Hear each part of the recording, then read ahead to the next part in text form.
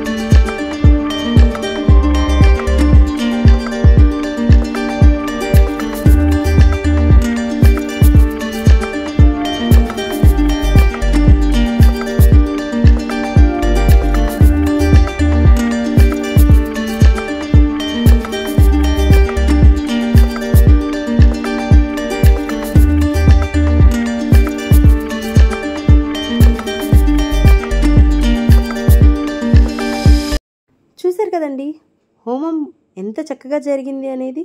ఈ పూర్ణాహుతి కార్యక్రమం కూడా చూశారు కదా. మీ అందరికీ ఈ వీడియో నచ్చిందని అనుకుంటున్నాను. వీడియో నచ్చినట్లయితే ఒక లైక్ చేసి మీ ఫ్రెండ్స్కి ఫ్యామిలీ మెంబర్స్కి షేర్ చేయండి. కొత్తగా ఎవరైనా మన ఛానల్ని చూస్తున్నట్లయితే సబ్స్క్రైబ్ చేసి పక్కనే ఉన్న బెల్ ఐకాన్ని క్లిక్ చేయండి. మరొక నెక్స్ట్ వీడియోలో మళ్ళీ కలుద్దామా? Until then keep watching.